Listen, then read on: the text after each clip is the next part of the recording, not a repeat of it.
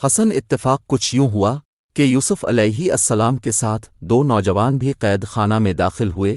یہ دونوں نوجوان شاہی دربار سے وابستہ تھے، ایک ان میں سے بادشاہ کا ساقی تھا اور دوسرا شاہی باروچی خانہ کا ذمہ دار تھا۔ دونوں قیدیوں نے جیل میں خواب دیکھا اور پھر دونوں نوجوانوں نے اپنے خواب بیان کیے۔ اول ساقی نے کہا میں نے خواب دیکھا ہے کہ شراب کے لیے انگور نچوڑ رہا ہوں، اور دوسرے نے کہا میں نے یہ دیکھا ہے کہ میرے سر پر روٹیوں کا خوان ہے اور پرندے اس سے کھا رہے۔ حضرت یوسف علیہ السلام نبی اور نبیزاد تھے۔ حضرت یوسف نے موقع کو غنیمت جانا اور ان سے نرمی اور محبت سے فرمایا، بے شک اللہ تعالیٰ نے مجھے جو علم عطا فرمایا ہے اس میں خوابوں کی تعبیر کا علم بھی اللہ نے مجھے عطا کیا ہے۔ میں اس سے پہلے کہ تمہارا مقررہ کھانا تم تک پہنچے تمیری خوابوں کی تعبیر بتا دوں گا۔ آپ ان کے خوابوں کی تعبیر کی طرف متوجہ ہوئے اور فرمایا، دوستو، جس نے خواب میں دیکھا ہے کہ وہ انگور نچوڑ رہا ہے وہ قید سے رہا ہو کر حسب سابق بادشاہ کے ساقی کی خدمت انجام دے گا، اور جس نے روٹیوں والا خواب دیکھا ہے اسے سولی دی جائے گی اور پرندے اس کے سر کو نوچ نوچ کر کھائیں گے۔ جن باتوں کے بارے میں تم نے سوال کیا تھا وہ فیصل ہو چکی اور فیصلہ یہی ہے۔ شاہ مصر کا خواب اور اس کی تعبیر۔ طویل مدت کے بعد ایک ایسا واقعہ پیش آیا جس نے اس رہا ہونے والے ساقی کو سیدنا یوسف کا پیغام یاد دلایا۔ واقعہ یہ ہوا کہ شاہ مصر کو ایک عجیب اور ڈراؤنا سا خواب آیا۔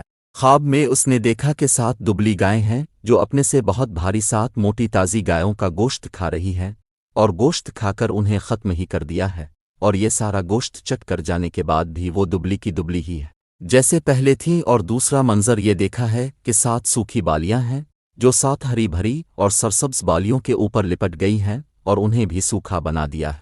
بہرحال یوسف علیہ السلام بھی زندان ہی میں تھے کہ وقت کے فرعون نے ایک خواب دیکھا۔ فرعون نے تعبیر دانوں، نجومیوں اور کاہنوں کو خواب کی تعبیر معلوم کرنے کے لیے بلایا گیا، مگر خواب سن کر سب نے کہہ دیا ہم ایسے خوابوں کی تعبیر نہیں جانتے، اگر کوئی صحیح خواب ہو تو ہم اس کی تعبیر بتا سکتے ہیں۔ بادشاہ کو کاہنوں اور تعبیر دانوں کے جواب سے اطمینان نہ ہوا۔ اسی اثنا میں ساقی کو اپنا خواب اور یوسف علیہ السلام کی تعبیر کا واقعہ یاد آ گیا۔ اس نے بادشاہ کی خدمت میں عرض کیا کہ اگر اجازت ہو تو میں اس کی تعبیر لا سکتا ہوں۔ بادشاہ کی اجازت سے وہ اسی وقت قید خانہ پہنچا اور یوسف علیہ السلام کو بادشاہ کا خواب سنایا اور کہا کہ آپ اس کو حل کریں کیونکہ اب سچائی اور تقدس کے پیکر ہیں، اب ہی اس کو حل کر سکتے ہیں۔ اور کیا عجب ہے کہ جن لوگوں نے مجھے بھیجا ہے جب میں صحیح تعبیر لے کر ان کے پاس واپس جاؤں تو وہ اب کی حقیقی قدر و منزلت سمجھ لیں۔ حضرت یوسف علیہ السلام کا کمال صبر۔ حضرت یوسف نے صحیح تدبیر بھی بتلا دی اور ساقی کو پوری طرح مطمئن کر کے فرمایا، اس خواب کی تعبیر اور اس کی بنا پر جو کچھ تم کو کرنا چاہیے وہ یہ کہ تم 7 سال تک لگاتار کھیتی کرتے رہو، اور یہ تمہاری خوشحالی کے سال ہوں گے۔ جب کھیتی کٹنے کا وقت آئے تو جو مقدار تمہاری سال بھر کھانے کے لیے ضروری ہو اس کو الگ کر لو، اور باقی اناج کو ان کے خوشوں میں رہنے دو تاکہ محفوظ رہے اور گلے سڑے نہیں۔ اس کے بعد 7 سال سخت قحط سالی کے آئیں گے، وہ تمہارا جمع کیا ہوا تمام ذخیرہ ختم کر دیں گے۔ اس کے بعد پھر 1 سال ایسا آئے گا کہ خوب بارش ہوگی، کھیتیاں ہری بھری ہوں گی، اور لوگ پھلوں اور دانوں سے عرق اور تیل بہتات کے ساتھ نکالیں گے۔ ساقی نے دربار میں جا کر پورا واقعہ بادشاہ کو سنا دیا۔